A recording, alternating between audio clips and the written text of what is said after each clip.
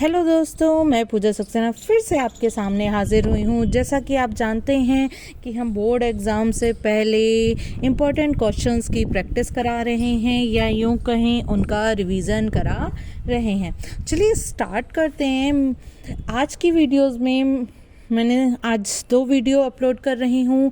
दोनों ही वीडियो में हमने हाइट एंड डिस्टेंस के क्वेश्चन उठाए हैं, क्योंकि आपको हाइट एंड डिस्टेंस का एक क्वेश्चन लॉन्ग क्वेश्चन में ज़रूर देखने को मिलता है। तो इसीलिए और जनरली 2 एंगल वाले क्वेश्चन पूछ लिए जाते हैं। 90% चांसेस रहते हैं कि 2 एंगल वाले क्वेश्चन लॉन्ग क्वेश्चन में पूछे जाते हैं।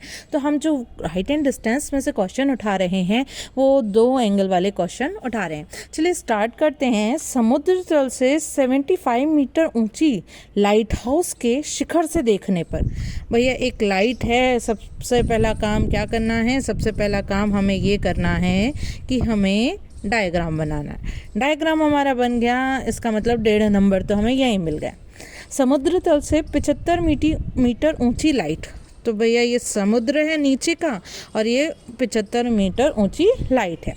अच्छा, इसके शिखर से देखा, यानी ऊपर बैठ के ऊपर खड़े होके हमने देखा।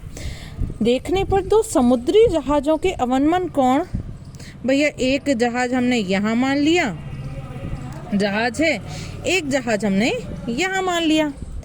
अवनमन कोण 30 और 45 से, जहाज़ दोनों एक ही तरफ इसलिए माने क्योंकि आगे लिखा हुआ था यदि लाइट हाउस के एक ही ओर, एक जहाज़ के पीछे दूसरा जहाज़ है, इसलिए हमने दोनों जहाज़ एक ही तरफ माने। लाइट हाउस के शिखर से देखने पर 2 समुद्री जहाज़ों के अवनमन कोण, भैया अवनमन कोण क्या होता है? यदि हम ऊपर से देख रहे हैं तो हमारी आंखें नीचे देखते समय ऊपर के क्षैतिज स्तर से जो कोण बनाती हैं उसे अवनमन कोण कहते हैं। मान लीजिए भाई पहले कौन सा है? 30 है, तो ये है 30, क्योंकि ये 30 है तो ये भी क्या हो जाएगा? 30 हो जाएगा। अच्छा, दूसरा जहाज़ जो है वो अवनमन कोण बना रहा है क्या? 45 से, तो ये देखिए ये कितना है? ये है आपका 45 का। यदि ये 45 दोस्तों, तो ये भी हमारा क्या हो गया?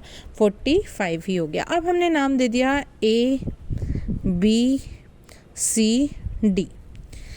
अब पूछा क्या है ज़रा ये देख लेते हैं। एक जहाज़ के पीछे दूसरा जहाज़, अब देखिए एक जहाज़ ये हो गया, दूसरा जहाज़ ये हो गया, तो दोनों जहाज़ों के बीच की दूरी बताइए। मैंने मान लिया कि माना दोनों जहाज़ C और D हैं, दोनों जहाज़ों के बीच की दूरी है x।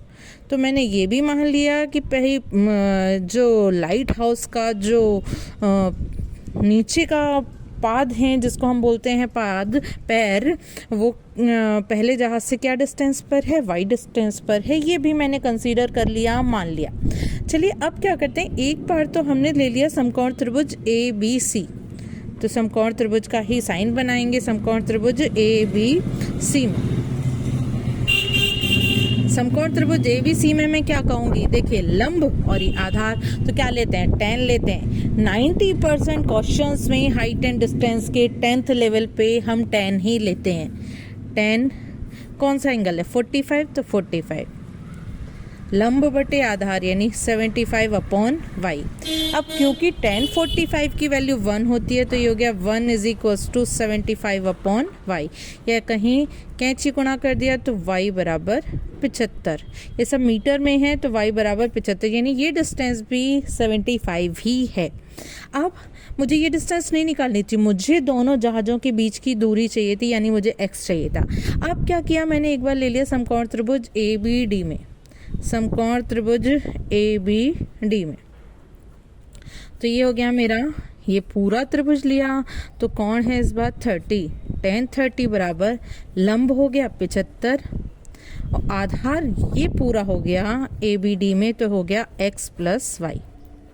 अब tan 30 की वैल्यू तो होती है 1/√3, 75/x + y। अब क्या कर दें? अब कर दें कैंची गुणा। कैंची गुणा करने से पहले हम ज़रा y का मान रख देते हैं। 1/√3, 75/x + 75। क्रॉस मल्टीप्लिकेशन कर दें या हिंदी में कहें कैंची गुणा। इसका गुणा 1 में करेंगे तो x + 75 = 75√3। इस 75 को उधर ले जाइए तो 75√3 माइनस के 75। एक काम और कर दीजिएगा, 75 कॉमन ले लीजिएगा, √3 माइनस 1। वैसे तो दोस्तों √3 की वैल्यू होती है 1.732, लेकिन इतना ही अपने आप में सफिशेंट है, बस आगे मीटर मेंशन कर दीजिएगा। दोस्तों इस वीडियो को दोबारा देखिएगा। यदि कोई स्टेप आपको नहीं समझ में आया हो तो कमेंट बॉक्स में कमेंट करिएगा, आपकी प्रॉब्लम का सॉल्यूशन जल्दी से जल्दी किया जाएगा। यदि आपको मेरी वीडियोस समझ में आ रही हैं तो प्लीज़ मेरी वीडियोस को लाइक करिए, चैनल को सब्सक्राइब करिए और साथ में बेल आइकन को प्रेस कर दीजिए ताकि इस तरीके की वीडियोस आपको टाइम टू टाइम मिलती रहें। चलिए फिर मिलेंगे दोस्तों, पढ़ते रहिए, बिना किसी डर के परफॉर्म करिए। ओके, बाय बाय दोस्तों।